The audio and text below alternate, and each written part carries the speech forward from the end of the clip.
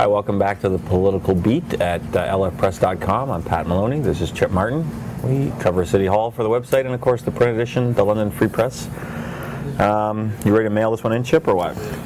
No. I leave that to you to mail in. Yeah, I'll be mailing this one in. That's for sure. I don't feel good today. I don't feel up to it. So. Well, you look like hell, but anyway, let's go. He had a great story the other day. Great story about Trinity Global Support Foundation. This was the charity that was chaired by the mayor, founded by his best boyhood pal, and had its charitable status revoked by the I guess the Canadian version of the IRS, the CRA. Canada Revenue Agency, yes. Yeah, very serious stuff. Walk us through it, Chip. Just give us for the people who hadn't seen it. By the way, if you go to lfpress.com/Fontana, you'll find all these stories, and they are so very excellent and really worth a read. But go ahead and. Well, the latest story is about the court documents that were filed by the Canada Revenue Agency and by the lawyer for Trinity Global Support Foundation, which is the charity associated with Mayor Joe Fontana. And the documents were filed in relation to the appeal by Trinity Global against its revocation of its status as a charity by the CRA. And some of this material obviously wouldn't have come out had they not appealed it. But so if they'd let sleeping dogs lie, you'd probably never really get well, to see there all was this a stuff. very terse press release that the CRA issued after revocation was final. But no, we wouldn't have known a lot of these details about the numbers of donors and that sort of thing. But the interesting thing was, I found in the story, they argued that by revocation, if they were being revoked by the federal government, all these school kids would go hungry and food banks would be in desperate straits. Well, it turns out that the filings indicate, the CRA indicates that there was $8 million that was put into the pockets of the directors and of their corporations of the Trinity Global Support Foundation, the charity itself. So one would wonder, well, that probably would have gone to hungry school kids at the charities as well. At any rate, in terms of specifics, there was, I think, $41,000 that was paid to Mayor Joe Fontana while he was chair of the foundation, and he said that was for, I think, consulting services or something along those lines, public relations and the like.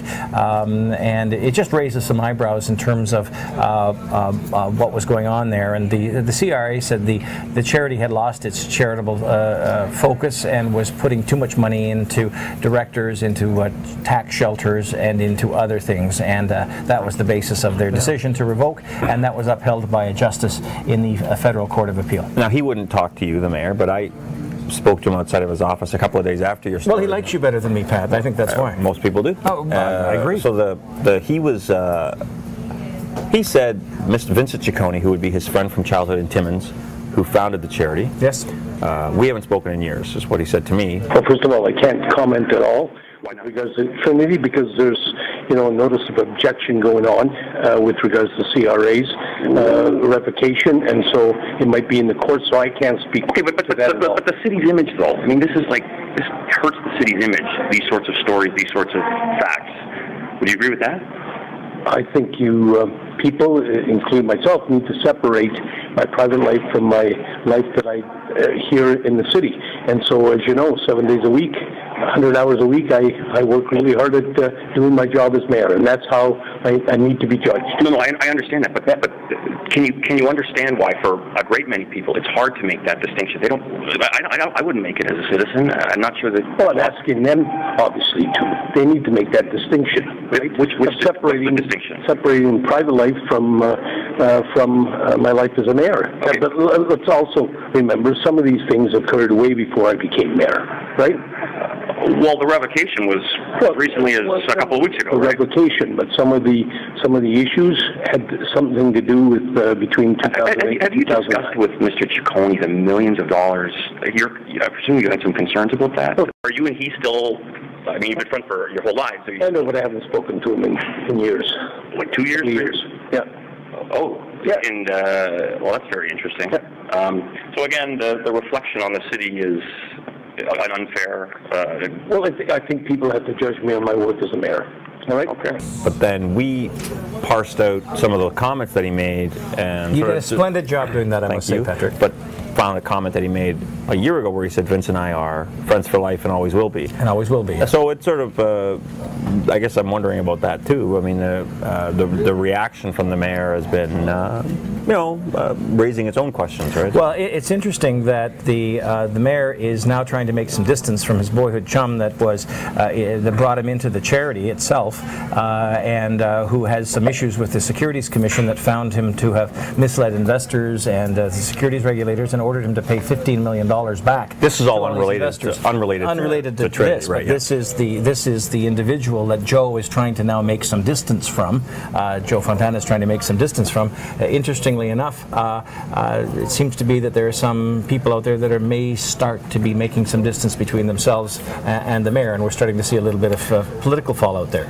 Yeah, and I think that it's. I don't think anyone wants to politically go for another non-confidence motion that they would look to be too mean-spirited or something, which I guess that's fair, right? That's their prerogative. But I think quietly, a lot of people at City Hall are. What did someone say to me? One guy who's been there for like 25, 30 years. Said, interesting stuff. I think that was how he described it, and he said didn't want to say anything else beyond that, which is understandable. But these are very interesting times. That you live in interesting times. Yes. Yeah. Okay. A thing that came up this week that I thought was sort of an interesting talking point is the city's. This little effort to brand the city Canada's London. They trotted it out in time for the Great and Wonderful World Figure Skating Championships. Let's see how it goes. Hey, it went great. Let's keep it now as this brand for the city. Do you think it's a hokey brand or do you think it's a good brand? Oh, I don't know. It's a free brand because unlike the City of London, the tree logo, which is copyright and people just can't apply it to whatever they want. The advantage of this thing is it is a brand. It is available. Anyone can download it and use it to promote the city, to promote their event. And it doesn't suggest any sort of official endorsement by City Hall. I don't know. I know they had some leftover posters, and that may be one of the reasons they're using it. But maybe, yeah. I don't know. At any rate, it's interesting. I think it does fill a need, and it seems to be a good program. And I don't mind the logo. I actually kind of. I'm not saying I would have gone with it, but people that didn't like that maple leaf instead of an O on the London thing. Yes, and, but once they ironed out all the amateur designers out there on City Council. Yeah, well, I can't remember if I disliked it before or if I liked it before, but I don't mind it now. No, well, I think we're used to it. Some people are for it, some people are against it, and I'm for the people. And you're for the people. That's what I always say. Anyway, it's a good logo. Of all the people I've known, you're certainly one of them. Yeah, that's right. So the planning was interesting too, and you covered that off, and I thought what was interesting there was the methadone clinic that's going in on Warncliffe. This thing is finally, push is coming to shove, it's finally going to be there. This is near Old South. There's been a lot of consternation in the community. How long until this thing is operational? It looks like a few months. It's been approved. They're just basically quibbling a little bit over some of the design elements on it. Interestingly enough, this armor stone, these big chunks of rock that a lot of places are using for landscaping, this seemed to be the contentious issue because there were concerns about people loitering and sitting down and just hanging around these clients. These dreadful methadone clients who just want to sit around and hanging around. Do nothing. Yeah. This was interesting. Other issues were they wanted some wrought iron fencing and I can't remember what the other thing was, but the idea was to try to beautify it and make it acceptable to the neighborhood. Somebody was suggesting you take away some of these things, it just looks like a clinic. So I don't know. What do you want it to look like? I don't know. What's wrong with the clinic? Yeah, well, a lot of people. I go to a walk-in clinic every once in a while. Do you? Indeed, I do. I don't mind too. What problem do you have that you want to share with our viewers? Well, it depends on what day of the week it is. But I think that there are so many problems. But I just think that, again, it goes back to the same old thing that I'm sort of getting sick and tired of saying, is that methadone is a medicine. It's not a drug. The people who are there are trying to get off drugs. It's the people that aren't on methadone who are the real problems. Anybody bring up the Dairy Queen? How the Dairy Queen's going to do? Did that come up? That did not. That did not. Because that was the big argument before, was that you can't have it next to a Dairy Queen. But anyway, I've just had enough of it, and I suspect that this thing will open. And I may eat my words, I guess. I don't see there being huge problems in the neighborhood, but maybe. Well, I think they've had to accept it now, and I think there's maybe some grudging acceptance will come with it. And I know that the lawyer for the company that's opening this clinic took a round out of staff and out of the politicians, but I thought they did a good job kind of walking that fine line between making sure that we're providing the service where it's needed, but also trying to keep the thing in check so it doesn't turn into another situation like we have on Dundas Street, Clinic 528. Anyway, okay, and the Old North Church. Oh, that's interesting. I've covered a lot of presentations to planning committee, and I've never seen anyone quite like this. They basically, these people that are opposed to this plan to create 14 apartment units in the old Robinson Memorial United Church, they came with their own professional planner. They came with a 6-minute video, very slick, with background music, narration, titles, and children on that video saying this will ruin our area, we can't play ball hockey anymore in the streets, and that sort of thing. And then they also came in with their own plan to create a win-win situation by having 6 units of a upscale condo development. And so I think the numbers were, the original plan by the developer was for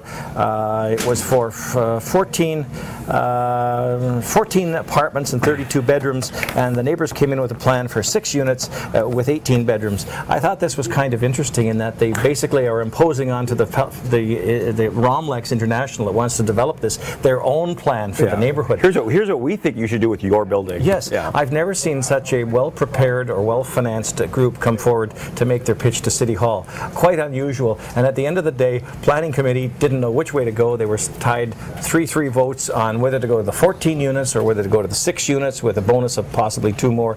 Bottom line is, split, 2 votes, the whole issue goes to council now. There will be no delegations allowed at council, so they won't get a chance to see the video or hear the planner. Right, but maybe they might watch this video, and that will give them some really good background heading into the vote. Which I think is a great... The one we're doing right now? Yeah, a great public service. Oh, okay. Good luck with that. Yeah, A+ for effort, I guess, for the community group, unlike us on this one. We're done, that's it. That's right. They didn't mail it in. Well, I sure did. Yeah. So on behalf of Chip, thank you for watching, and we'll see you next time at lfpress.com. Are you watching Dale TV?